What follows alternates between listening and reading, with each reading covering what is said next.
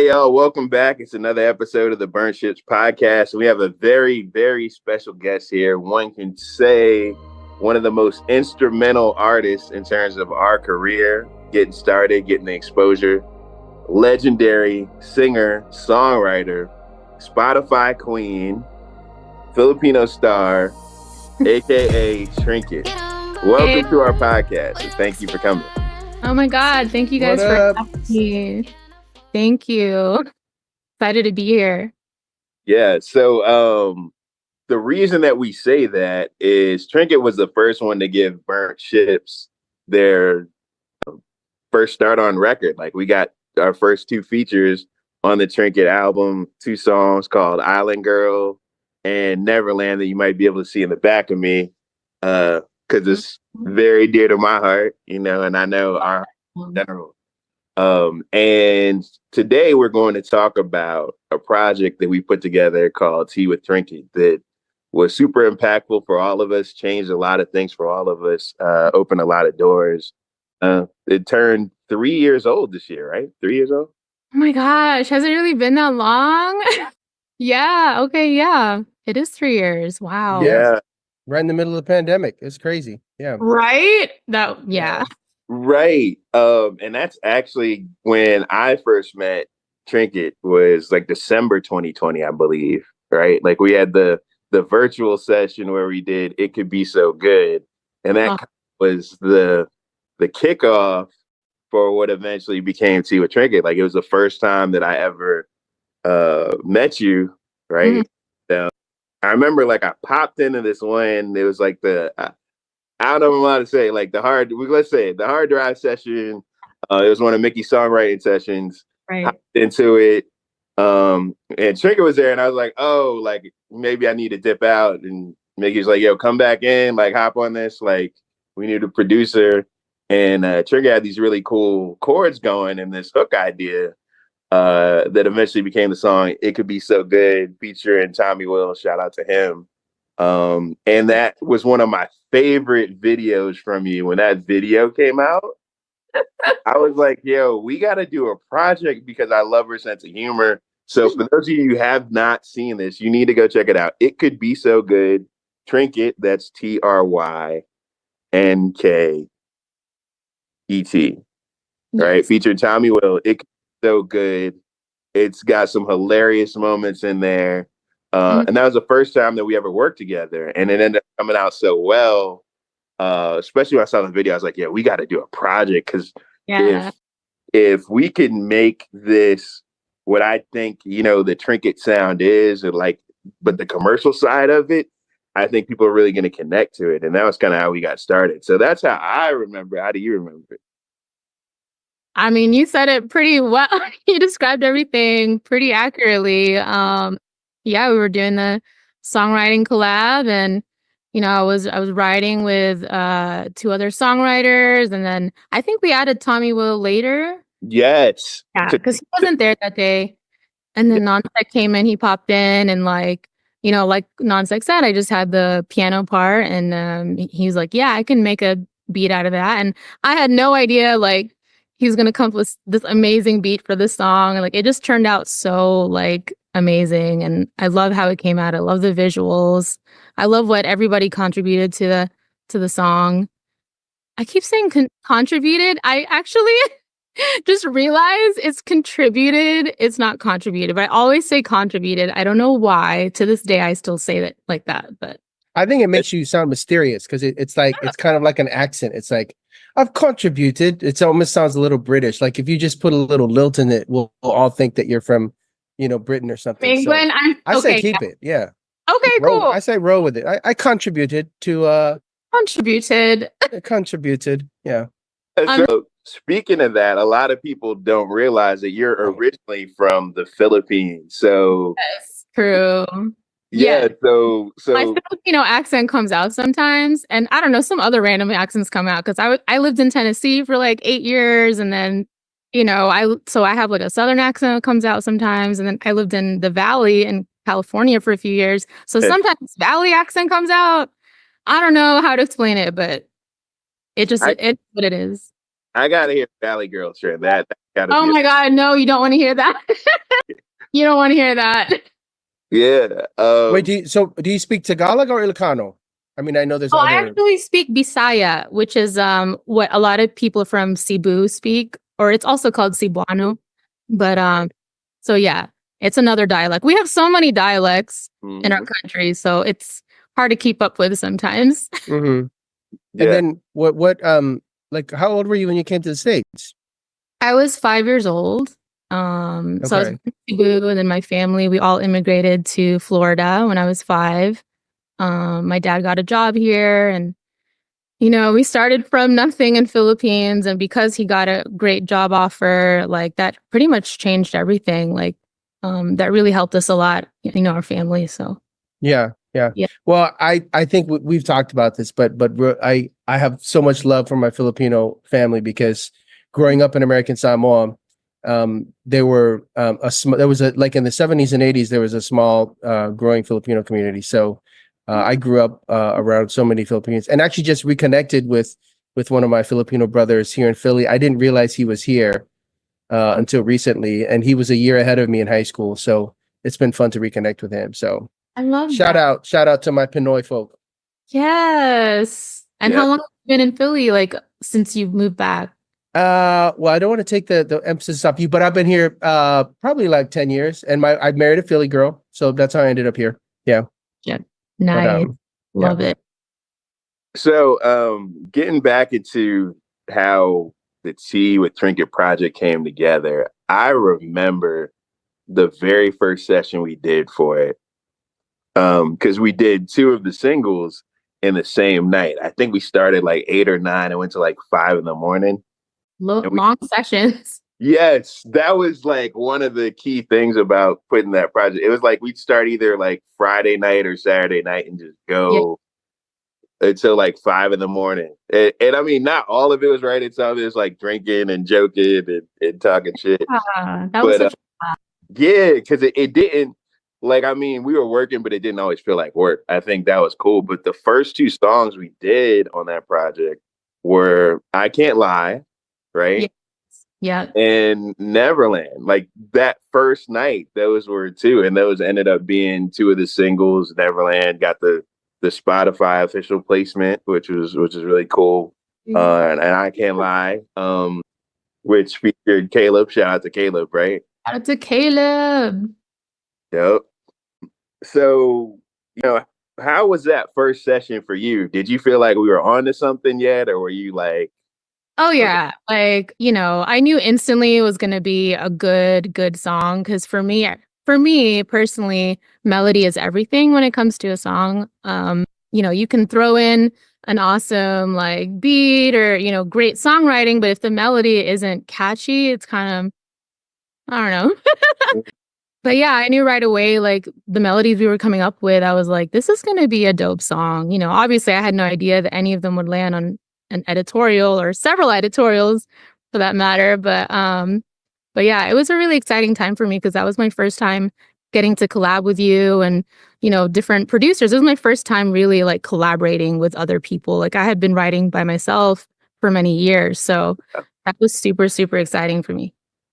yeah, and you helped me really grow as a writer because I didn't have to write from my point of origin anymore. It was like, Eh, okay, like like what is Trinket into? Like, how does Trinket feel about relationship? How does Trinket feel about being in a club? Like, what's her experience? You know what I mean? Like all of that kind of helped me move away from what my default was and like, okay, so she would do this. So let's say it like this. And so I really appreciate you, trusting me in terms of us bouncing lyrical ideas and storylines off each other. Like it really Yeah. helped me grow as a writer. So But I like that it wasn't always one-sided either. Like yeah. I love how you contributed your your stories and your experiences, and we kind of like put it together for a lot of the songs. So I Yeah. thought that was awesome. Well, real quick, you mentioned melody and your love for melody, and I just wanted to touch on that real quick because that's something I've noticed with our island folk. Now, I mean, not to overgeneralize, but in general, I noticed that Filipinos, Samoans, We have, I would say humbly, like we do have a gift for melody. And I'll give a shout out to one of your compatriots, Mommy Mia. Like she also, like you, has this gift for melody and this love of melody. And I'm just curious, like I've thought about it myself as a melodist.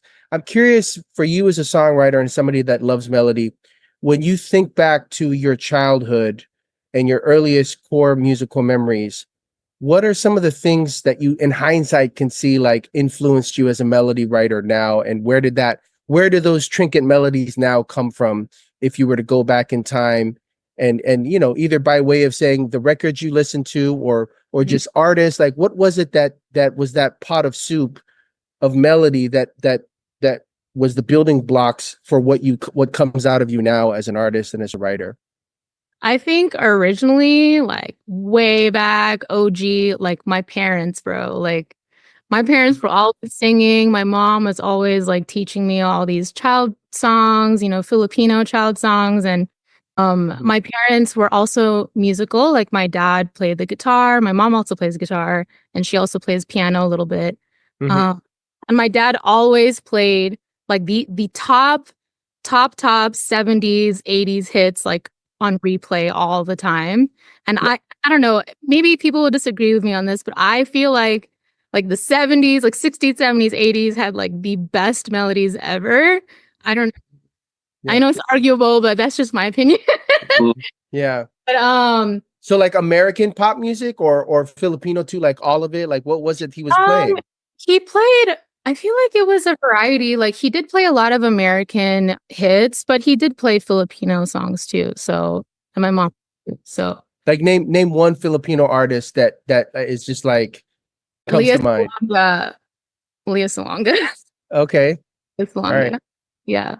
All right. Shout out to Leah. Everybody listening, for the uninitiated, check out Leah Salonga. I'm gonna look her up too. Yes, she has such a beautiful voice. She was like singing at Broadway recently, not too long ago. So okay. A favorite song by her? Gosh. The algorithm will tell me. The algorithm on Spotify will tell me. Yeah. Yeah. A lot of it was in Tagalog, and that's the thing. Like I loved her melodies, but I can't remember the Tagalog titles because I only understand Cebuano, unfortunately, which I still need to learn Tagalog. But are they that far apart, or are there similarities, or? I mean, there are a few similar words, but they are pretty different. Oh, wow. Okay. Yeah. Like a lot of my friends who speak Tagalog that are Filipino, we can't communicate in our languages. Like it's just too difficult. We just end up speaking English. So that's cool. That's awesome that you still speak it. Thank you. Yeah, that's so cool. You speak your language? I do. Yeah, I do. Thanks. So still trying to get the kids to learn it, but yeah. Yes, please.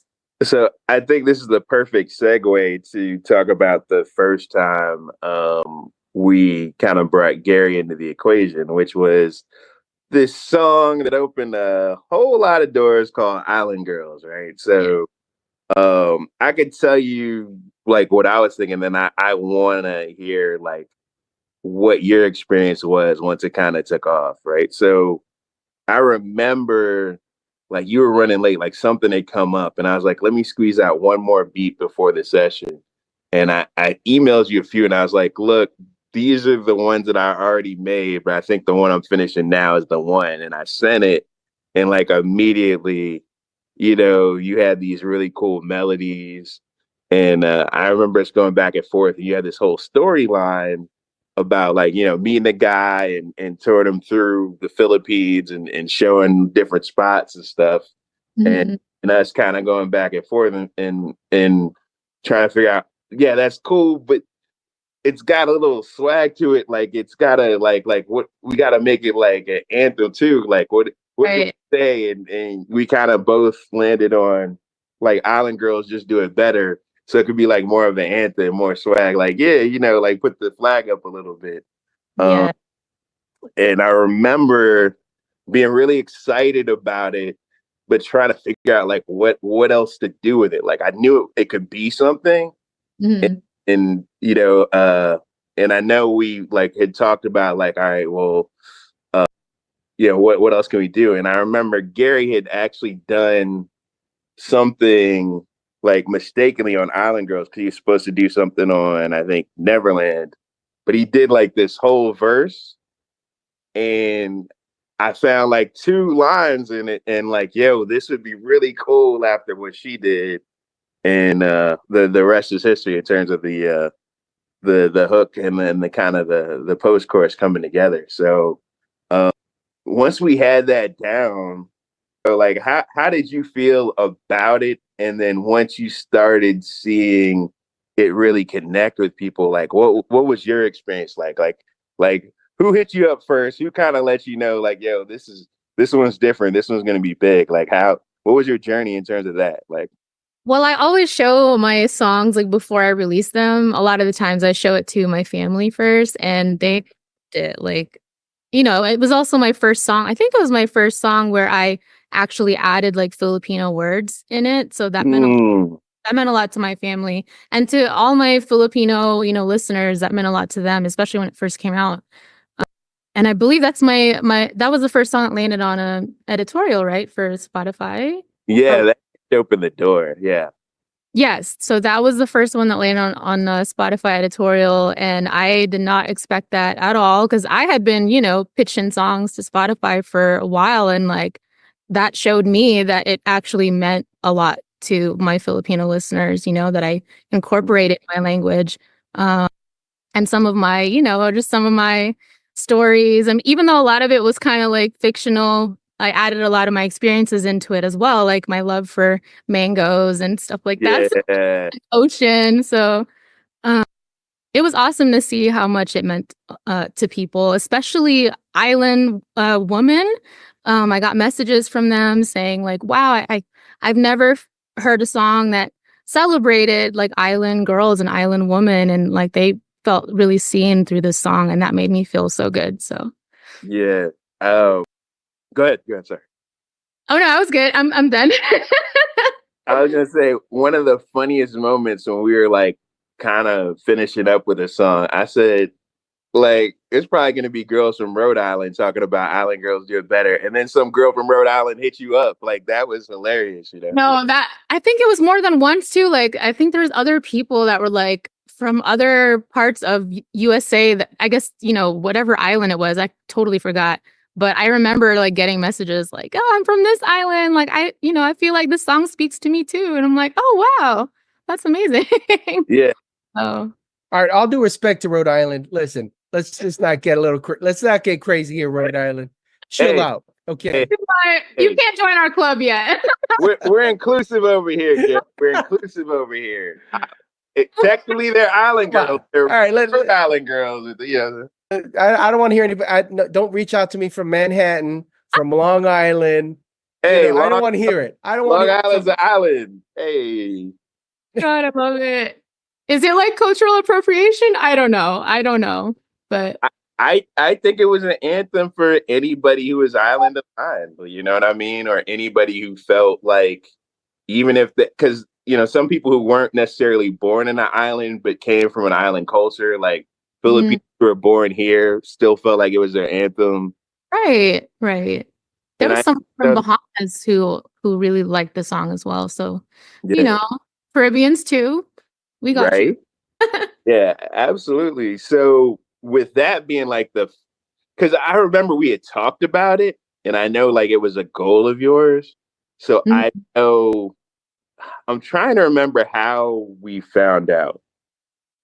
Like, did you get an email or just like people saying how much it meant to them, or no? I'm trying to the Spotify because the new Philippines, like did you get an email first or how? Yeah, they always email you. Like once you get an editorial, they'll email you, and yeah, I was like in shock, and oh my gosh, that was like one of the happiest moments ever of my life because I was just like not expecting that at all. So I was really, really happy. I remember. Well, and then it sort of like just sort of hit off a string of you just land. That's why we had to come up with the name. Yeah, the Spotify Queen. So right. Spotify Queen. I don't know if I live up to that, but I mean, that's really nice of you guys. Well, I think the cool thing was like it was the first one, but it wasn't the last one. Like I think it would have been one thing if it had just been Island Girls that hit, and then we could, like nothing else that off that album, Right. got that level of love. But it just seemed like at that time period, like during that summer into the fall, it was like back to back to back, like Right. Spotify was throwing them on some kind of playlist because I know that one got on a lot of like multiple, Multiple um, playlists. right, Yes. official Spotify playlists, right? Like it was what Vizayan songs was one of them, right? Yeah, it was like a bazillion. Yeah. Yeah. And like OPM, either OPM Rising or Pop Rising Philippines, one of those. Yeah, yeah. Right. And so that was number one. And let's kind of like, hey, if you want us to cut this out, we can. But at that time, there were a whole lot of naysayers who didn't think we could do what we did. And then True. right? Like, I mean, there are people saying that we needed them to get to that level. We got on that playlist before they did, right? Mhm. Like Mhm. we're not naming names here because it's a but the point of it is the people out there that are doing music or doing whatever, and people are telling you that you can't get to a certain level. If you believe in something, like do it and throw it out there with your chest out, like make the best stuff you can.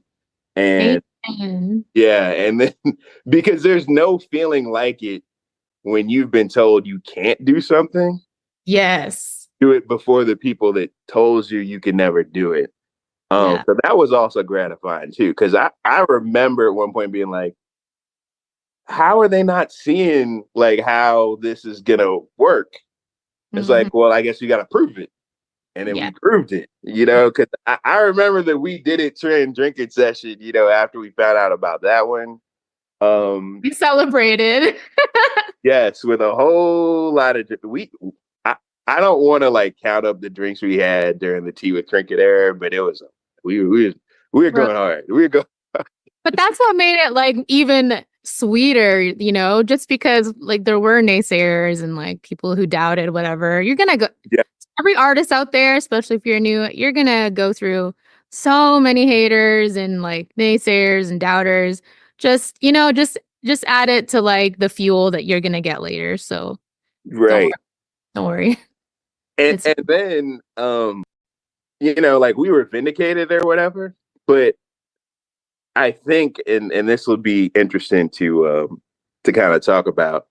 I mm, think what made Tea with Trinket so good was that we had chips on our shoulders, right? Because it was like people were telling us, "Oh, you can't do this, you can't do that. I don't know. Like, I don't know if you can pull this off. I don't." Right? And it was like, "All right, we're gonna kick all the asses, right?" yeah. Because we're Okay. all right. Because the thing about us together is it's like instead of being upset that people don't believe in something or whatever, it's like, nah, we're gonna dunk in your face. You know what I mean? Like, and like turn around and stare at you running up the court, kind of, because Gary likes basketball analogies there. And like, not even say anything, but just like, didn't you want to do that? Didn't you want to make that dunk? Didn't you? Okay, yeah, looks like I made it first, right? Uh, so that was satisfying. Right. But but the wild thing, and this was when I really understood the concept of like quote unquote haters, which I don't like to say too often. Yeah. It was like people thought we got lucky, right? Like some people, right? Like there's some people were like, wait, Bro. hey, did you pay somebody to get on I that? was about to bring that up. Right. And it was like, Like oh, literally people messaging me like, did you pay to be on editorial? Like, girl, no, you can't pay to be on editorial, bro.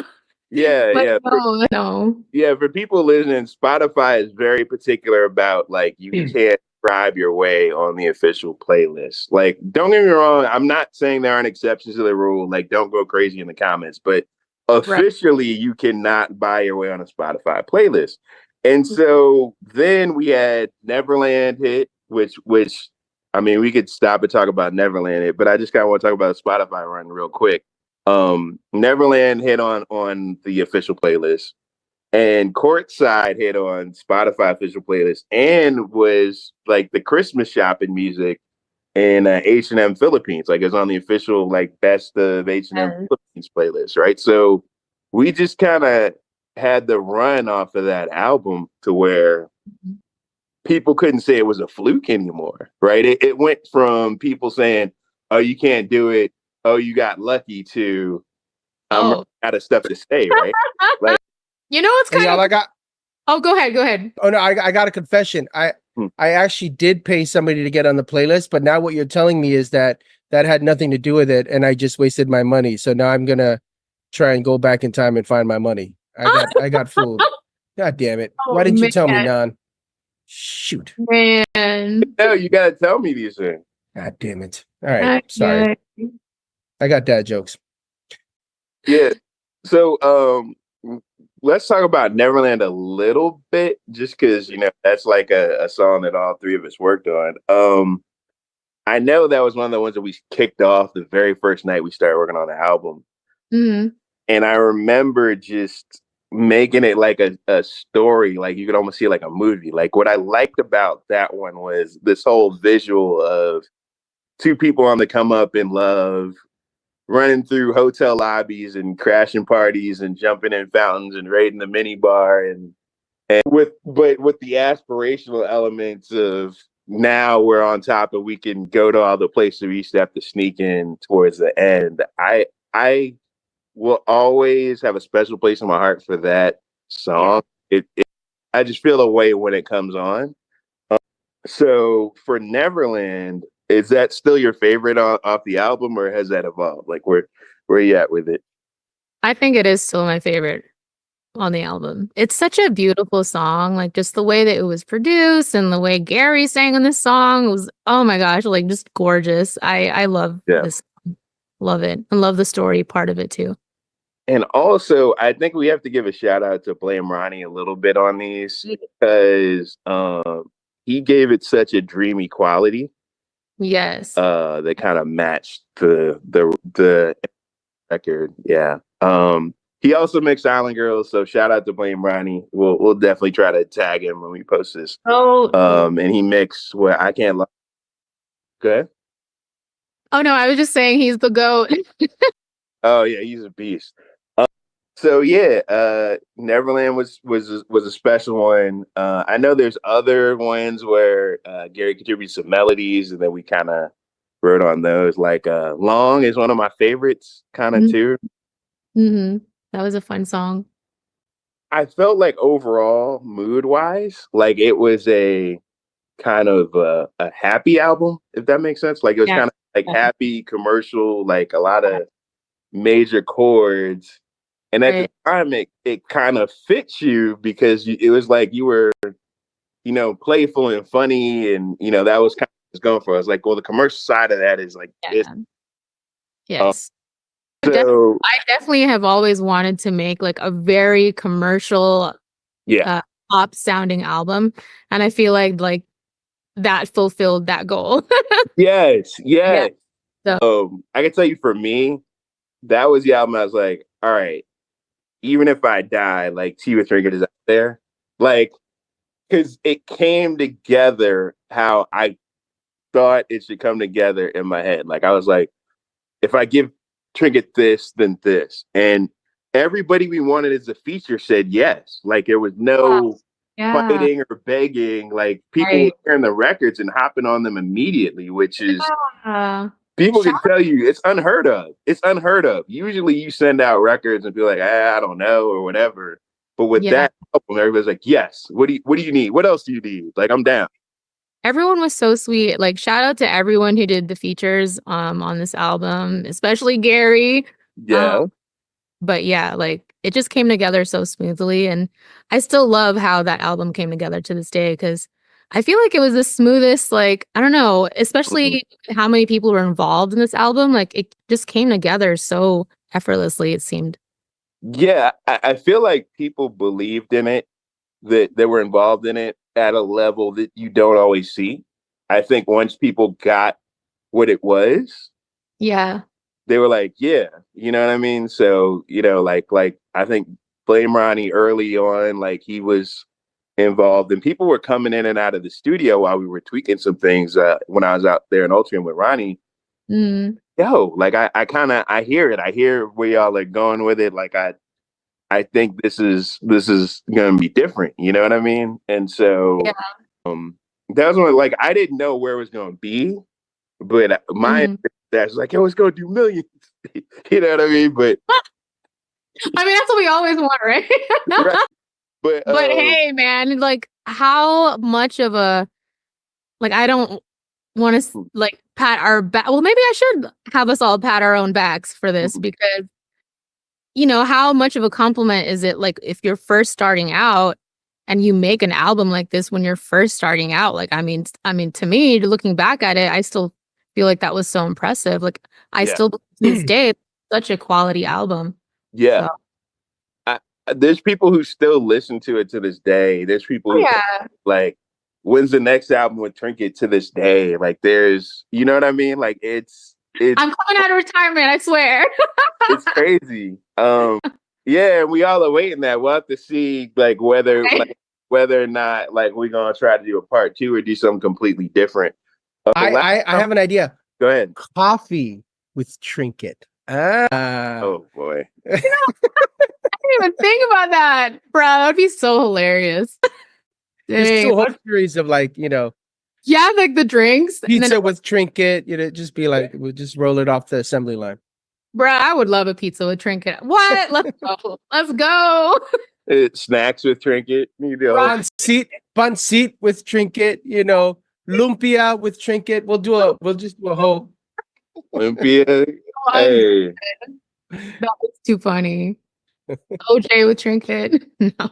So I want to single out one more record and then we could kind of talk about overall and get into some other questions. But Courtside I thought was a special one because like we had to kind of get some out, right? Like it was like, let's take a true story and then make it more petty and fun, right? Like that was kind of right. That was like a true story. Yeah, so do you want to speak on that one? Because that one hit pretty hard for the deluxe version, and that got on like it got on what Pop Rising, Spotify, Best of Philippines, H&M, right? Like it was on Christmas playlist, which is huge because people are doing their Christmas shopping. Side. That's huge. I was like, wow, they're like hearing this in the stores. Like, that's really dope. I was very happy about that. But yeah, it was based on a true story. Like, I was dating someone who ended up cheating on me. And, you know, I mean, I've written songs about this situation before, but I was like, I've never done like a fun one about it, like where I'm like cheeky and like kind of, you know, like joking about it. And I felt like this would be perfect song to do that. Yeah. So, yeah. Yeah. And I remember like you did a post about it and like that post went crazy too. Cause like people hearing the stories behind the song. Right. Like, you're in like a celebratory post. Like I forget, you're like in your driveway or something, right? Like and you like I was out my car and I didn't even expect it to go that well because that was even before I don't even think I was posting that consistently at that time.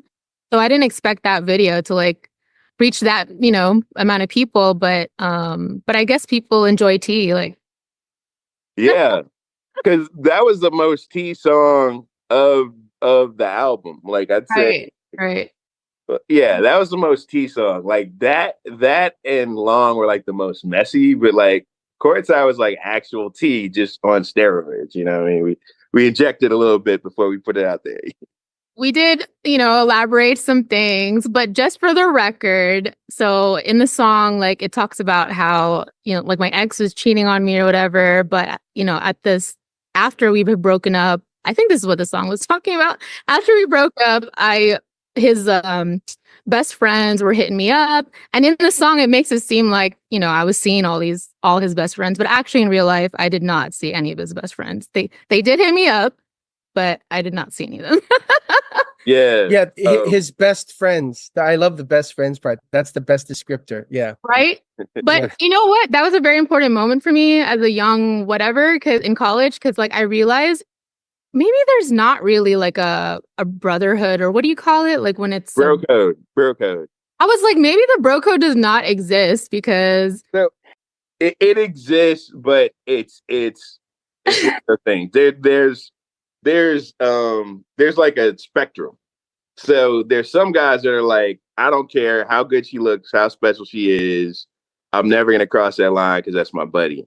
And there's some people who are like, well, normally I wouldn't, but she, she's kind of worth the exception. And then there's some people who are like, I don't care if she's down, like it's going down. You know what I mean? So that's kind of, you know what I mean? So I guess for his situation that there was no bro code for him, I guess. So yeah, or you were special, you know, The because you bro know, code is socially constructed. hey, she's an island girl. Island girl just do it better, right? So one of the things that I always was curious about, because obviously I can't go on tour with you as much as I'd like to. As you started performing the songs from T, I know you said "Hold Up" is one of your favorites to perform. Is that the one that gets the biggest crowd reaction, or like it what? Like, does. oh, So okay, I have performed several songs from the album, and for some reason, as far as live shows go, like Hold Up, maybe because it's such a feel good kind of like I don't know, is it like a party vibe? I'm not sure. I never saw it as like a party vibe, but like yeah, I don't know, it's the bounce to it, but like people definitely dance the most to that one for some reason. I yeah. mean, I just go with like whatever the crowd is feeling. So I'm like, all right, I think they, especially when they're drinking, I'm like, okay, they're really into this one, so I'm just gonna perform this one a lot. So yeah, they really dig Hold Up. That's a good That's what's song. up. It's a good song too. Okay, Well, we were talking about it. It just has that R&B bounce, and the chords are really cool, I and think that's what it is. the Yeah. melodies, is tight. So yeah, Yeah. it's catchy. Yeah. isn't that the one Gary mixed? Is it? I don't Gary, remember. is that the one, or did you mix which one, or did you mix I I think think I just mastered one. I didn't mix one. I think I no, mastered one of the songs. mixed no, well, I don't know if he mixed it, but I know he did master Don't Need. I don't need I to think know. he mixed Don't Need. That's what he mixed. Right. Yeah. He mixed Yeah. Don't Need. My bad. My bad, Willis. But yeah. Peter Willis there was that got featured on the hard drive compilation in addition to the album. Mhm. Um Shout out to Willis. yes, shout out to Willis. He mixed a lot of the records on T. It was, if it wasn't Blame Ronnie, it was Willis, right? Pretty much what Yeah. he's talked about. Yeah, Um I think he did most of them. Obviously, Ronnie and Willis, if we're messing it up here, correct us. yeah, so Ronnie did Island Girls, I Can't Lie, Neverland, and Hideaway. Mhm. And we did a little something on your vocal in the studio for How, but Mhm. it's mixed the rest of it except for Don't Need on the deluxe. That was Gary. Shout out to Gary on that. And Willis did background vocals on Long. Mhm. He did that like in the background. I remember that. And then obviously he did the vocals on there. So what, outside of Island Girls and the experience of performing Hold Up, what has been like the song people talk to you about the most off of that project, or like either your stories, or they come to you like, yo, this song is, Definitely Island Girls. yeah, Definitely had the most feedback. Like, because it kind of goes back to what I was saying. Like, I think it just spoke to a lot of people. Mhm. Yeah, a lot of Islanders just really felt seen in this song, and I guess I never knew that was needed until it was made, and Mm, I'm like, wow, like this is really important, for my fellow Islanders. So yeah.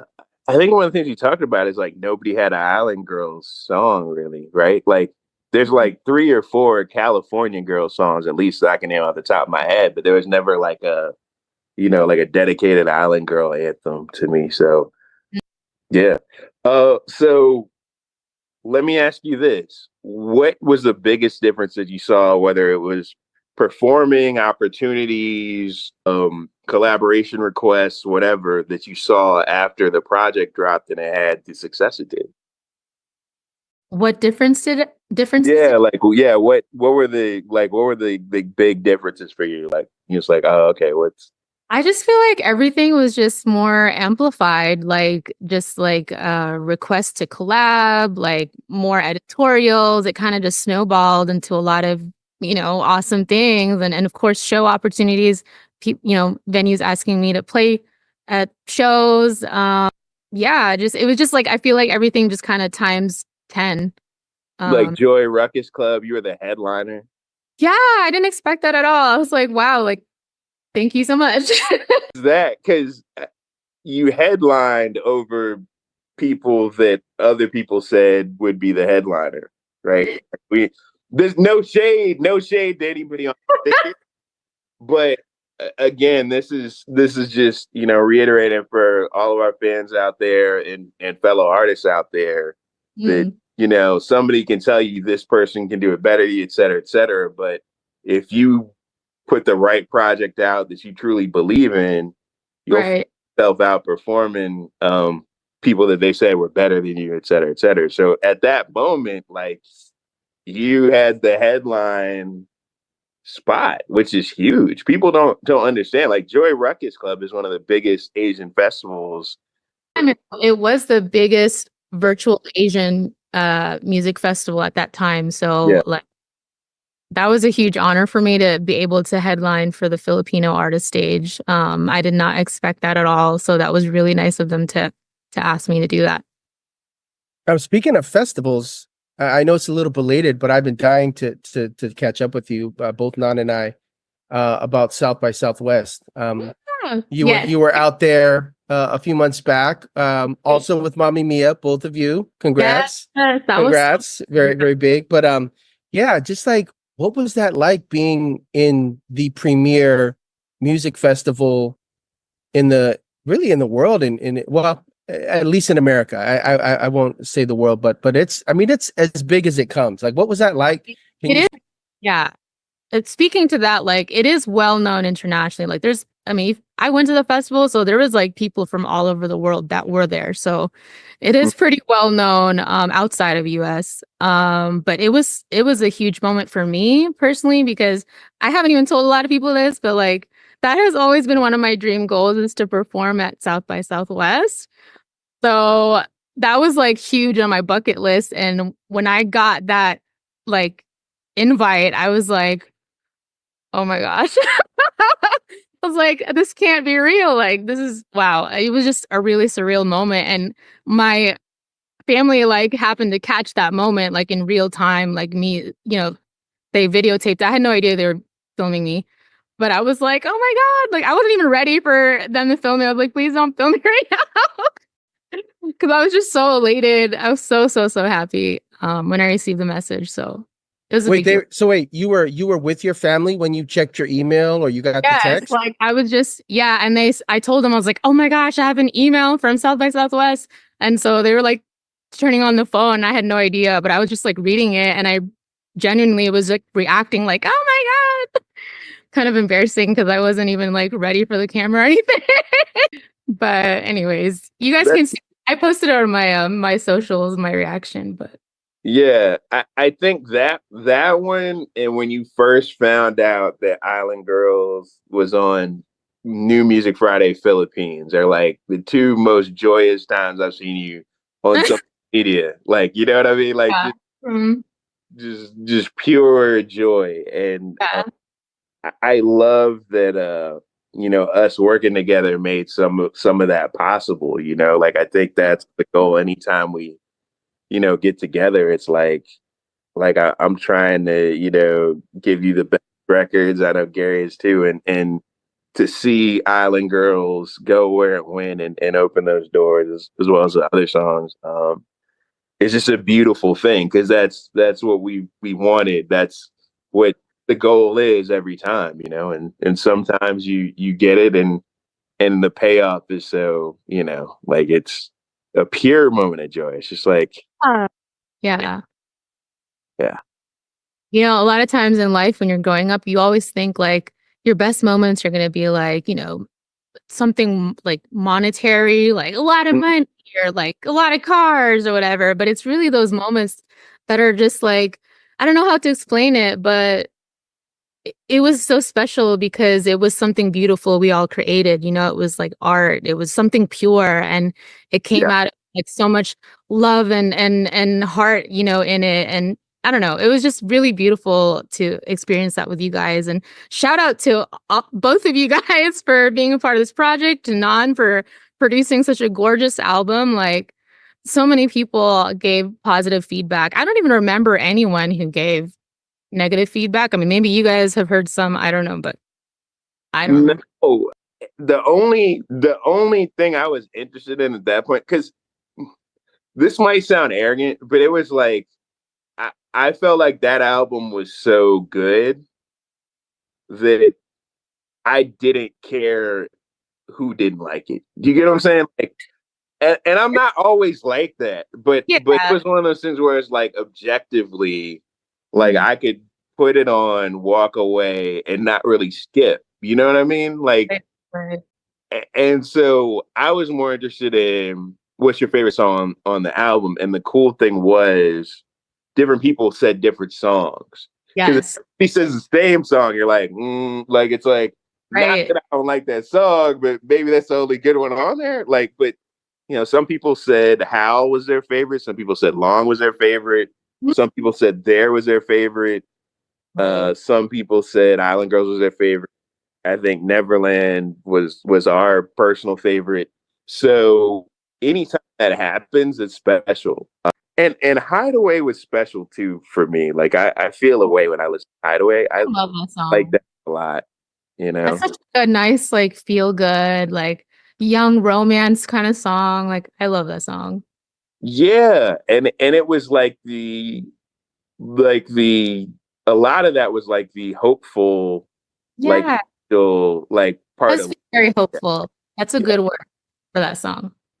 yeah, it was like the hopeful side. I love a lot of that, whether it's like the initial courting stages into this could really be something, this could be forever. It's not always toxic, guys. Yeah. Well, I think the whole album is hopeful. I think Yeah. you mentioned that earlier in terms of the positive vibes of it and the. But you mentioned heart and love in the making of this album. Give us some more details about the heart and love involved in prepping for this bucket list of South by Southwest. Like, if you don't mind, like, I'm just so curious to hear vicariously, what was it like in the weeks leading up to that, getting ready for it, getting on the plane? Like, were you keeping a diary? Were you waking up earlier? Like, what was that like, getting ready for all that? And then the night of the show, like, what was the whole thing? It was just man, it was just like a mixture of like so many emotions. It was like extreme excitement. Then I was like nervous because this was like the biggest thing I've ever wanted to do. And just a lot of rushing thoughts, like, okay, what do I need to do? Like, what songs do I need to do? Like, I was like really just going ham and like preparing. I really tried to prepare my best for the show. And shout out to Willis, who helped me like organize my set. And shout out to Mia also, because we were both like there were times when I was like, I don't know where to go. Like, and she was like helping me, like, girl, you need to be here now. Like, I almost missed what is it called? The rehearsal, I guess? Or no, sound check. Oh. And like, yeah, because I guess like I didn't get the last memo for some reason because they changed the time, and I didn't get the last memo, and I was like out somewhere else in Austin, and Mio like texted me. She's like, "Hey, are you coming?" And I was like, "Oh shoot!" So like I like rushed over there. So, anyways, it was a lot of craziness, but like very exciting craziness. And but yeah, it was like surreal. The night was awesome. The crowd was great. They were all like positive. I didn't see anyone in the crowd that was not having a good time. So people were drinking, and I loved it. Yeah. So was that your favorite performance that you've had? Because you've had some big ones, right? Like you've opened for one of your heroes. You had the Joy Ruckus. You had a couple Wish performances, one released, one unreleased to this point. Is that still unreleased? Yeah, there was a Wish Wish what is it? Sorry, Wish USA. Yeah, Wish USA, Island Girls, right? Like you filmed it. Apparently, you killed it. Everybody said you killed it. I couldn't make it, or I don't know, but apparently everybody said because I figured it was going to be out. So I was like, Yeah, I was like waiting. I was like waiting. I was like, when is this gonna be out? And then I emailed, and I think something happened where they switched like I don't know, like whoever was the head of it, there was some kind of switch or change, and like they just wanted to do artists that were like from that label, that specific label. I unfortunately was like in this middle of like a transition, and uh, yeah, I don't know. so yeah, but shout out to Wish Radio because I know, Yeah. like, I watched the "It Could Be So Good" performance live. I remember Yeah, the virtual one. Yeah, yeah. that one I watched live, but the was it? Is it like they used to have like a bus, right? Like a performance bus. Yeah, so I went on Yeah, the bus. That's the one right. that sadly didn't come out, but it's okay. So yeah, so Wish Radio, like, or anybody who knows Wish Radio, like, hit them up, tell them to release the Trinket cut. You know what I'm saying? We need that Trinket cut of Island Girls. Like they're sitting on gold. This is gonna be a legendary performance. Aw. Why are you denying people, the good people, an amazing live performance of Island Girls? You already know it did numbers. It was Spotify certified, like 3-4 different Spotify playlists. The people love it. Trinket is the people's champ. What are we doing, Wish Radio? Drop it. That's my plea to y'all. At them in the comments, tell them to stop playing. You know they got it on a hard drive somewhere. They need to stop playing. I don't know what's up. Stop messing around. I don't want to dwell too much on this, but what was your favorite? I gotta know, like out of everything, if you could pick, what was your favorite moment from South by Southwest? Man, what was I mean, obviously nothing tops performing your songs. Gosh, what was my Like, favorite? was there a pinch me moment? Was it being on stage and like the Yeah, first time you walk out and you're singing your song? absolutely. I was like, wow, I still can't believe I'm here. Like, I definitely had to pinch myself a few times because I was like, this is actually South by Southwest, my dream for years. Like, hello, what am I doing here? I definitely had like moments of like, what is it called when you don't feel like you deserve it? It's like Imposter syndrome. imposter syndrome. I'm like, I don't know, like, do I belong here? But because there were so many amazing artists, like I got to see that was a highlight, definitely, was seeing a bunch of like amazing artists. And just like watching how different everyone is. Like you learn so much watching like other artists perform. Like just Yeah. like, wow, like, you know, they did some really cool there. Like maybe I'll do that in one of my future shows, you know? So I love watching other artists. I'd love to say like that, you know, my highlight was just me performing, but honestly, yes, it was a highlight, but I did also really enjoy watching a lot of other artists. So So especially to that point, Mia. hey, Shout yeah, out to Mia. She freaking killed her set. So yeah. And it hell was yeah. so, that was sorry, I keep interrupting, but that was also a top highlight, like getting to be at a festival with a friend. Like that's Yeah. not I don't think that's normal, right? It's not a conventional thing. So like getting to perform with a friend was really, really, really nice. So Yeah, I wanted to go so bad, I just could not.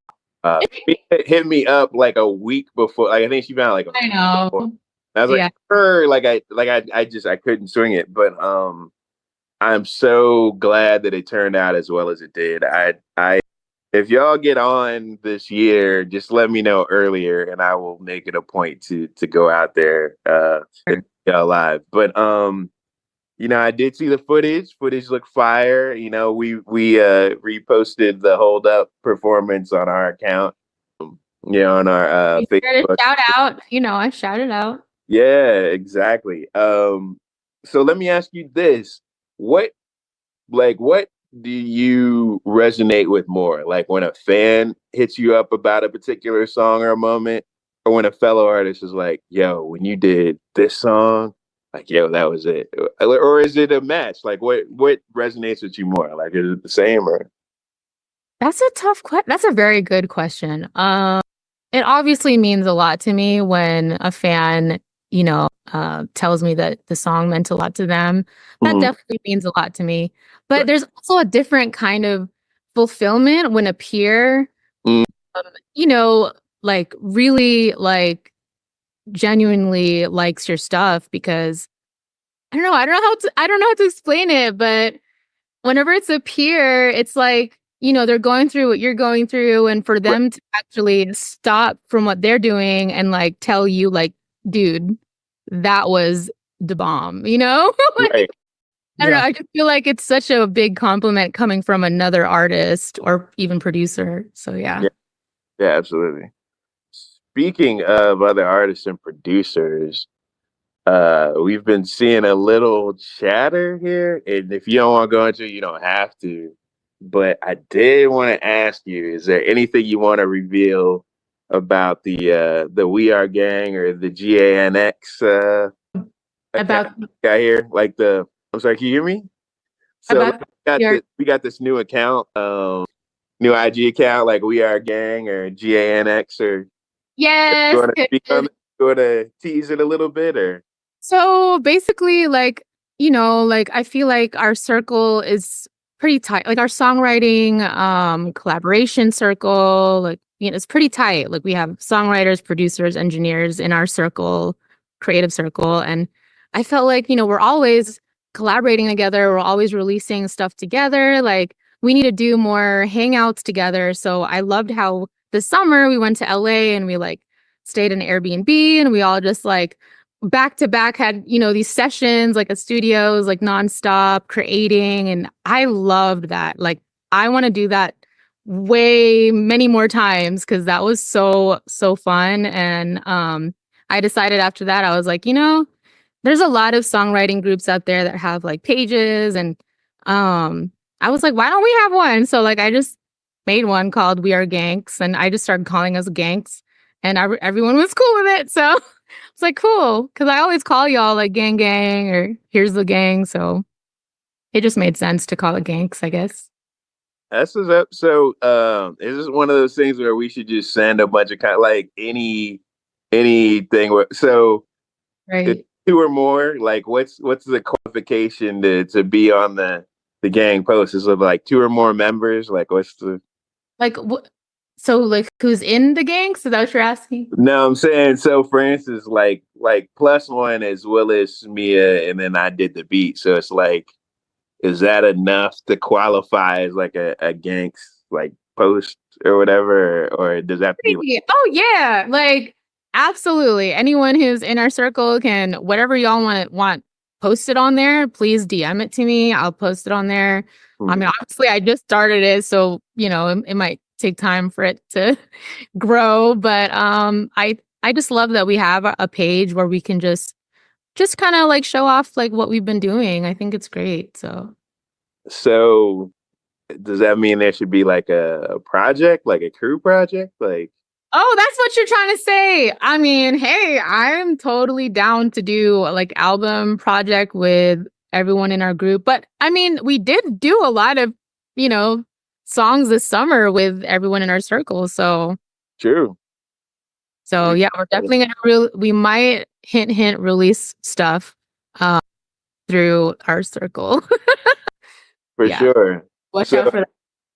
yeah, everybody be on the lookout. That's at We Are GANX, Hmm. right? So everybody follow that. You're gonna see some exclusive content. You're gonna see some things. Yeah. So I mean, anything else you want to say? Or should we move on? Like, should we list off the members, or how you wanna close? I mean, they're gonna see it like when you go on the page, you'll see like who's on there. Yeah, like definitely check it out. Gary, by the way, you're a gangs. You are gangs. But Hey, but yeah, it's just whoever like we always collaborate with. So yeah, I think we should do a project just to like just to kind of make it even more formal. You know what I mean? Like, yeah. I don't know. We just got to figure out like which ones will fit. You know what I mean? Whether it's like an EP or album. I just think that's cool. You know? because I used to love growing up like crews, like like you had like Wu-Tang Clan and Yeah. like all these crews, and it's like like it's like they do individual stuff, but then they do crew stuff. You know what I mean? Like yeah. So Same. I love that stuff. yeah, I used to love it too. And it's like, oh yeah, so and so's gonna feature on this because they're part of Wu-Tang, but you know what I mean? So, Yeah. Nah, but I think that's cool, and shout out to you for doing it. I'm excited about where it can go because it's like genuine love, like genuine laughs, genuine talent, but genuine iconic moments, like the thumb. Yes. You'll I see. didn't want to post that one. I wasn't sure if he was cool if I posted that, so I didn't post that one, but I said it like I was. It's all good, bro. Like we did so many funny things that weekend. Like I can't wait to show everyone like all the content that we did. Oh, it's iconic. And I mean, if people were gonna hear the stories about the wet clap. Oh my gosh. Oh my gosh. We need to do like behind the scenes, like talk about that. That would be so hilarious. Oh my God, the wet clap. Yeah, when the song comes out, we will tell you all about the wet claps. You know what I'm saying? We find out who it was. That's gonna be hilarious. No spoilers. No spoilers. No spoilers of the. Wonder if it's anyone here. So the wet clap, that sounds dangerous. I don't know. Very dangerous. It's very dangerous, Gary. Be prepared. Be scared and prepared. Well, on that note, in terms of how to prepare, you have done so much as we've covered so far in such a relatively short amount of time. If you could go back in time and give young newbie artist Trinket a piece of advice or several pieces of advice, or any artist starting out, like what would you say to a young Trinket or young person coming into their own for the first time, thinking of doing this? What are some of the things that you learned from and would try to impart if somebody was in front of you? I think one of the main things is trust your instinct. Trust your instinct more. I think when you're new, like you tend to you want everyone else's opinions. You're like, what do you think about this? Like, is this good enough? And like you ask a million people and they all say a million different things. Everyone has different advice. And it's like, oh my gosh, like who even am I anymore? But but I think like at the end of the day, like what you feel is right, what you feel is good inside instinctively, I think you should go with that instinct, more often than not, because that is what is leading you to where your path should go. Everyone else has different paths and they're not going to be the same as yours. So when they're giving you, like their little criticisms or like whatever it is, like, and you feel like in your heart it doesn't align with like what you feel strongly inside is what path you should go. You need to listen to your voice. It's hard to hear sometimes in a room of like a million voices, but take a moment to stop, ask yourself, what do I actually love? What have I always loved? What do I really feel is important? And know your why, like why you're doing what you're doing. Like all those things are so important to ask yourself. And that's going to help guide you to become who you need to be, to reach your full potential. So I love everything you just said. I love that you said, I know your why. Right. And can you, I just real quick, and if you can't think of something, but like, I can tell that you're speaking from experience and that you're referring to specific things, right? Without throwing anybody under the bus, just speaking generally. Can you give an example of a time where you listen, where that's coming from? That's coming from like your lived experience. Can you like tell us like give us one moment where you like where you had to make a choice and listening to your gut like made the difference? If you have a story about that. Well, I know where you're trying to go, Gary. I know where you're trying to go, bro. No, I'm not. I'm just. I know exactly. I'm saying you don't have to use names. I'm just. I do think these kinds of stories, like, if I were starting out, I think what you just said is super valuable. And if there's a way to make it more concrete for somebody without, you don't have to go into all, but like, just like when you listen to yourself, because that's powerful, what you just said, know your why. Yeah. That's super powerful. I feel like Non did share a little bit of the story. Like we did have a kind of a significant moment where there was some, like naysayers and people saying like, oh, like you're not going to get on editorials unless you're with like a big name, like you're working with a big name or someone with some kind of clout, whatever. You're doing X, Y, and Z. Exactly. Right. And their X, Y, and Z was wrong. Like you did. Yeah. Okay. So, yeah. I mean, yeah. Was one example. But yeah, there's so many examples. Like, there's even been times like within my family or friend circles, like someone that says a comment to me like, oh, but a lot of people are doing this. Like, why are you doing it? Like, there's so many people doing it. I'm like, there's a lot of people doing all kinds of things. There's a lot of doctors, there's a lot of nurses, there's a lot of, bank people like should stop doing what they're doing because there's so many people doing that. Like, I don't know.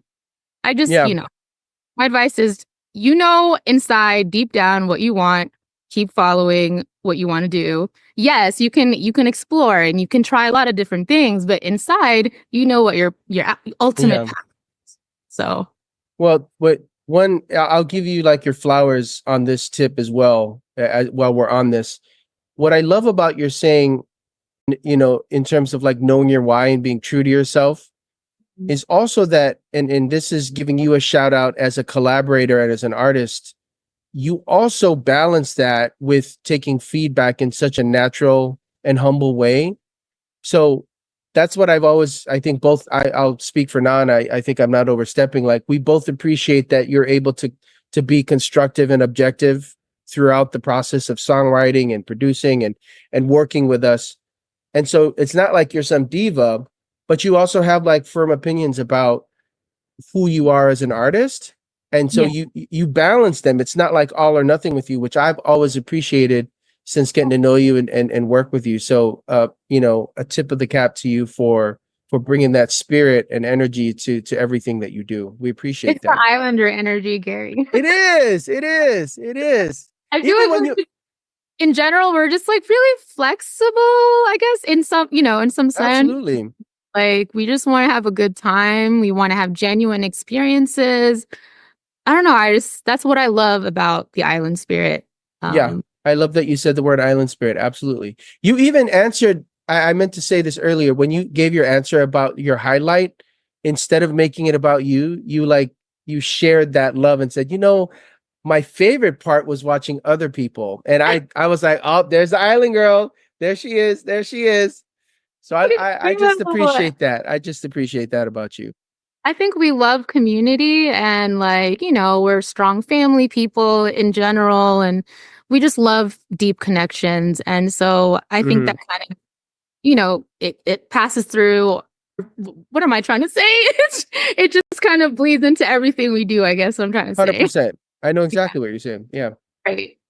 So while we're going through the flower ceremony, if you will, one of the things that I loved about the Tea with Trinket album and how it impacted people, both peers and obviously your beloved fan base who we all appreciate for, giving us streams and making it possible for us to get a Spotify account, with the features. We actually won some awards off the back of that, which was pretty cool. There's no way I win my first award as a producer without the Tea with Trinket album. And I know you won a couple awards too off of that. And that was such a time. Like, don't get me wrong, like the Spotify acclaim was amazing. The awards were amazing. The fact that we bet on each other and won when people said we couldn't do it was amazing. And I mean, I think it changed our lives, like collectively, in terms of more artistic confidence, more opportunities. Because I can tell you too, people were hitting me up to produce for them a little more after that album, and they kind of got it. You know what I mean? Okay. I really can't say enough about how much I appreciate you taking a chance on us, because I wasn't a really. You act like you're like from this, like in the middle of the street. I just found you guys, like some stray cat or something. Like you guys are so talented. Like, what are you talking about, Mister? I've been on Billboard producer and Gary, like biggest names ever in the industry. No, what I mean by that is, Burnt Ships wasn't like anything. You know what I mean? Like we didn't have any kind of brand and to have us as like a featured artist on two of your singles was a big deal. And then also, like, personally, I was in a super dark place in other aspects of my life, and those sessions and being able to work on that album and like redirect the energy into something positive, and knowing I had those sessions to look forward to, and I had something positive and working, like, oh, if this comes out, I know it's going to be amazing. Just personally, like, that was huge. So I'm always going to appreciate you for working with us on the project, and obviously super thankful to all of your fans for the love, Spotify for the love, the awards we got through Hard Drive, everybody who voted for us, thank you. So yeah, I just kind of wanted to say, in terms of the flowers, like, that's always going to be a special project for me because of those aspects, for sure. Like what? Same, bro. It really did come at a perfect time, because I mean, I think we made it. What was it? 2020, 2021. Yeah. So yeah, 2020 into 2021.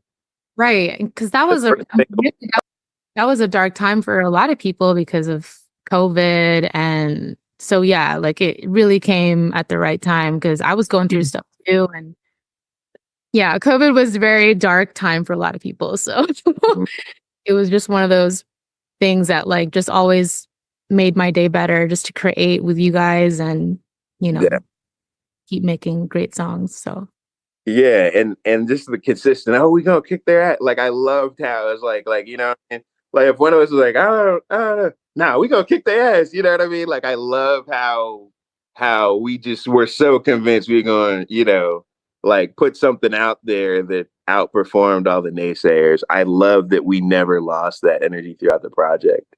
right. That was huge too. Like, I do love a challenge, I do, when someone challenged me and I'm like, okay, all right, let me prove this point real quick. Yeah. I real quick, I want to continue just on one last point on this. In terms of, so that was great advice.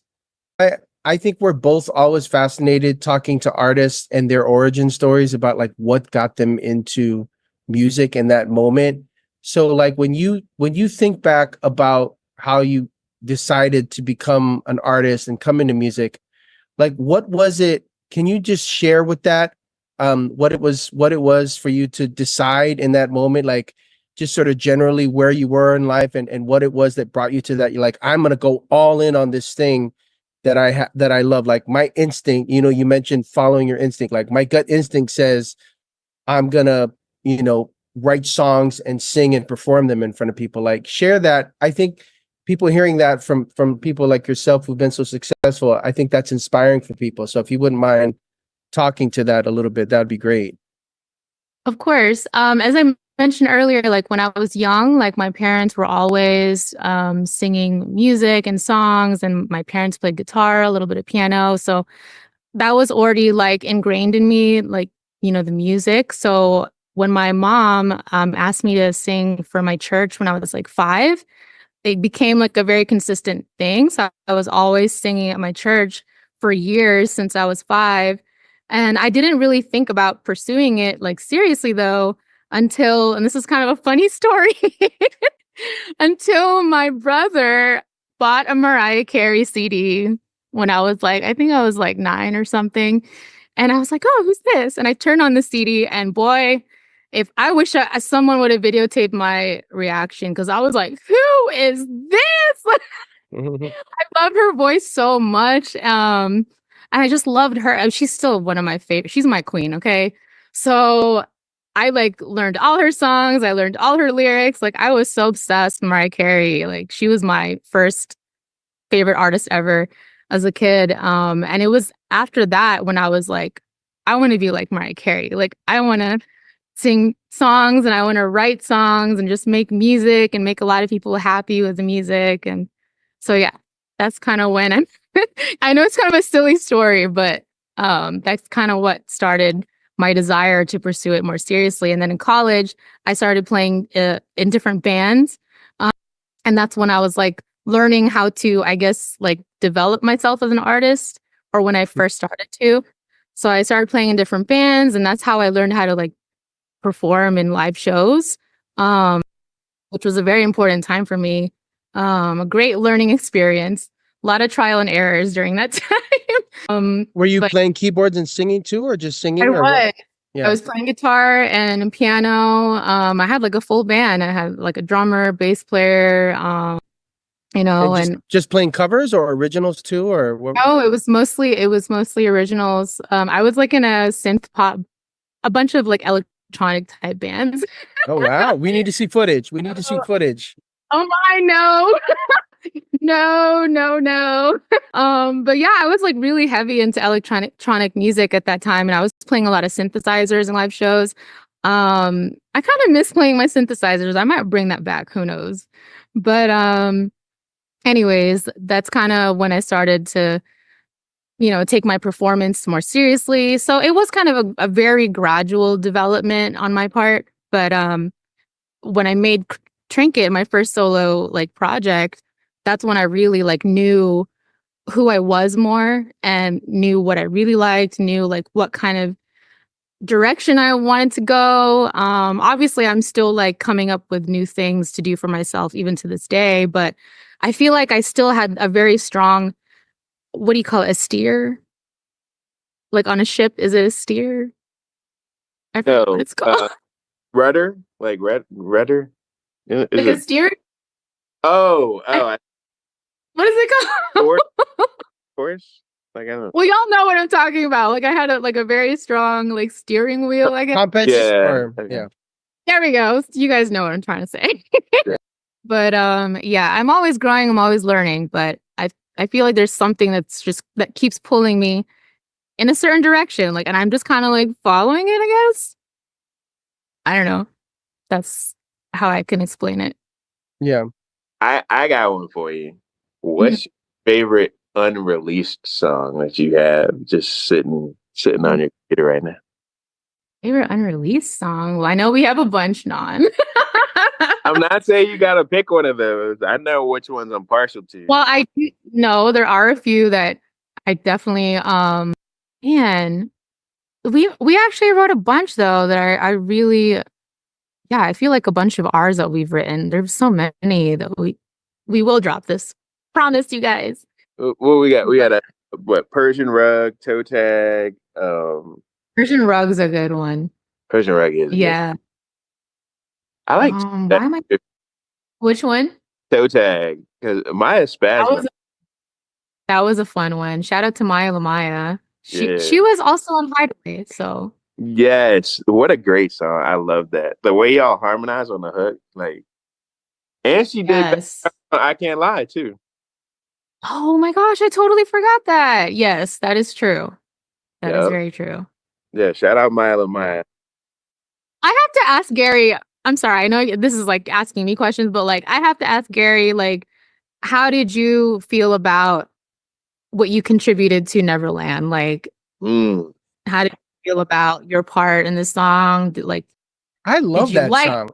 No, okay. I mean, again, just the respect for your melody sensibilities, your melodic sensibilities, off the top. So it felt very organic to just hop on and contribute, you know, the verse that I did. And I just felt blessed. And I think also just writing it collectively, you know, it's actually kind of hard to pull up, in my opinion, as a writer, to write a song with that as your main hook, like the metaphor of, like, you know, because, you know, Peter Pan, it's kind of like sort of been done before. And so the way that we were able to use the hook title of the song and the concept of it was, I was surprised. I was like, oh, this I think at first I was like, how are we gonna do like Neverland in a unique way? So no, I was just super psyched conceptually and lyrically to be able to pull it off. I think we pulled it off, if I can pat us on the back. And then melodically, it was just fun to like come up with a feature melody that I felt complemented, you know, the sort of overall vibe of it. So yeah, it was just cool. Oh, to piggyback off that, Gary, how did you feel when I chopped up the verse and did the Island Girl post-it? I'm glad that you brought that up, because I meant to say it earlier when we were talking about it. Nan has this ability to take things that I do or we do and then recontextualize them and place them in a different setting. Like I wrote that thinking, oh, this is the hook. And then when he first sent it to me, I was like, wait a minute. He made it into like the post chorus. I was like, what? I didn't expect that. And then it just worked. And so I loved it. But that's what I think I love about collaborations in general, is that, especially with you two, is that it takes places that I would never go, because I'm just sort of in my own box as a writer, which we all are. Like, and then somebody takes something and they move it or shift it just a little bit, and it just completely changes it. And so I was like, oh yeah, that's the perfect post hook. It's like, of course. Yeah. Why didn't I think of that? Because then it just becomes like, so like, it becomes so obvious, at least to, like, after I hear it, I'm like, oh, this is exactly where it should be. So yeah, no, I don't want to get Nan too, I don't want to glow him up too big, Nan, but you know, yeah, no, I loved it. Yeah, I think the thing when the final version of Island Girls came back, and Trinket, when you harmonized with him on the post hook, and I was in the studio with Blame Ronnie, he's like, yo, this one could be something special. Like that was like when I was like, all right, this needs to be a single, I guess. Like, you know what I mean? It was like I was just trying to tweak and tinker, and like this thing, it's close and it's all right there, it's there. I think yeah, this could be a single. Like, and when we got that mix back, it was like, oh yeah. Shout out to Ronnie too. Yeah, for sure. Blame Ronnie. I'm Ronnie. Yep. True. Yeah. So I'm sorry, go ahead. Oh no, I was just saying it was such a magical experience. Very magical. It really was, and it just came together almost like there was something in addition to what we were doing. You know what I mean? It was like the universe was like pushing pieces together, like out. You know what I mean? Like I've never had an album where we got every feature we wanted, first requests. You know what I mean? No follow-ups. Like people don't do music. You don't understand how much of a pain it is sometimes to get features. So when you're like, hey, why doesn't this person work with it? It could be that we've asked and we just didn't get the verse back in the time that we needed it. Or we asked like 3 or 4 times, but they forgot, or they're mercurial. Like not everybody. Yeah, that too. I'm guilty of that too. Yeah.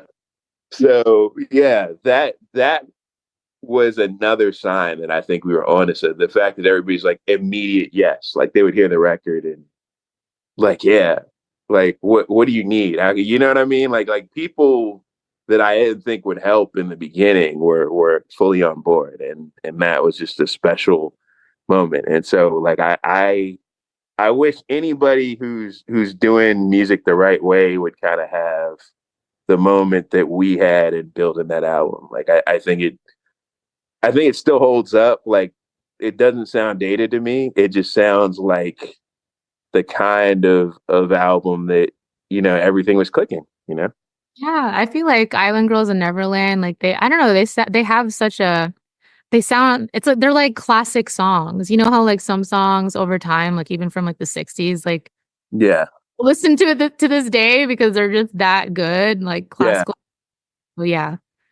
Well, they hold up. Like one of my sort of small litmus to your point about them holding up.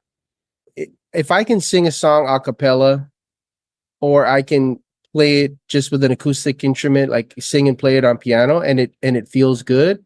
That's sort of one small like little test that I do for like, oh, this song, like, because a lot of times the song is really, you can't play it without the beat behind it because it's really a rhythmic production based tune.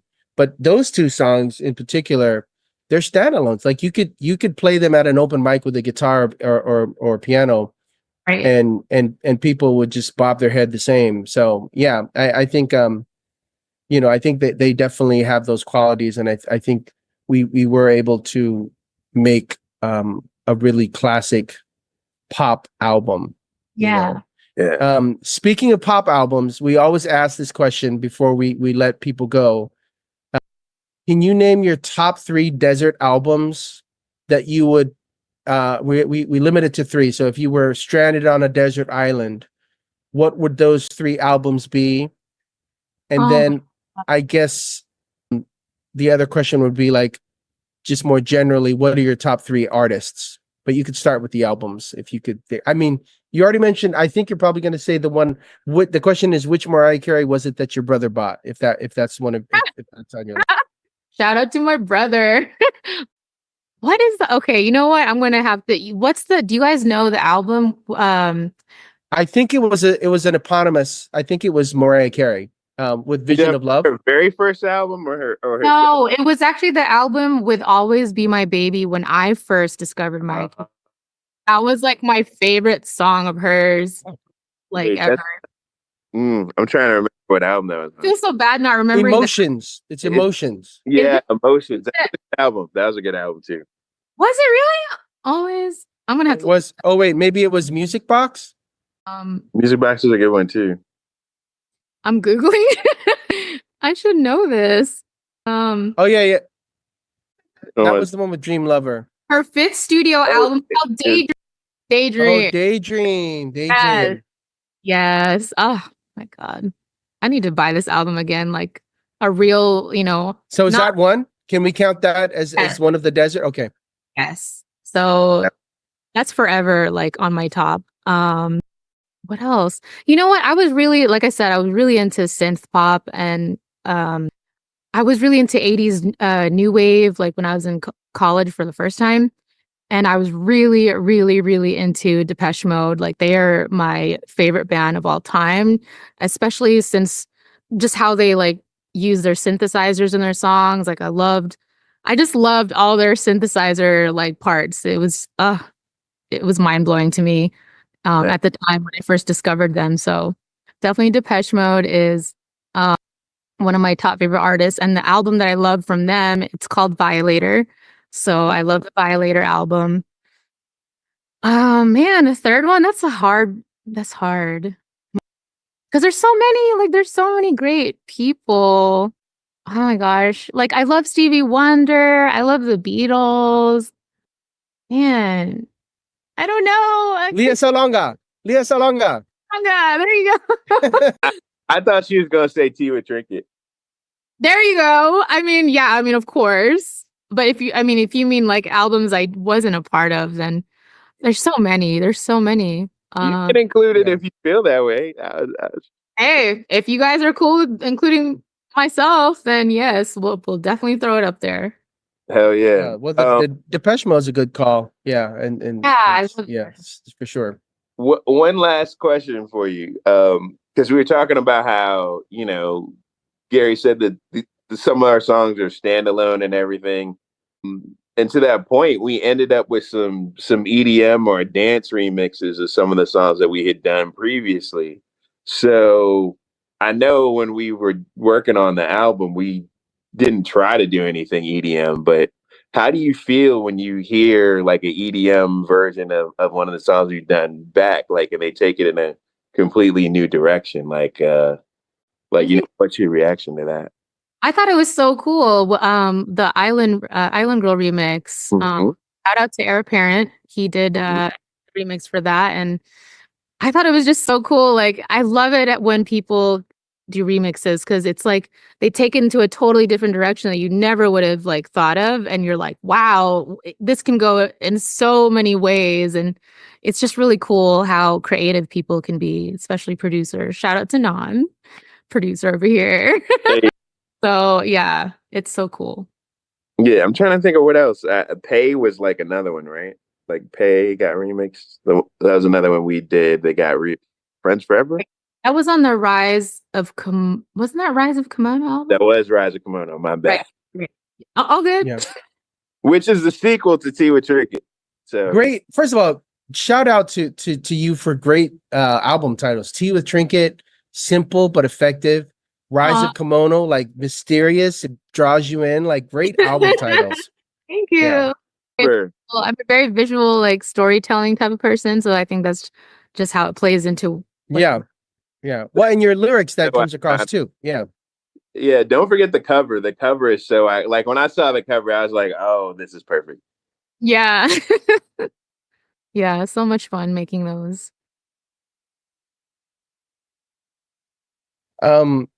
Trinket, we appreciate your talent and your hard work and just the spirit that you've brought to the music and in shaping us as producers and writers. So thank you for spending time with us tonight and just being there as a collaborator over the past few years. It's really been a blessing.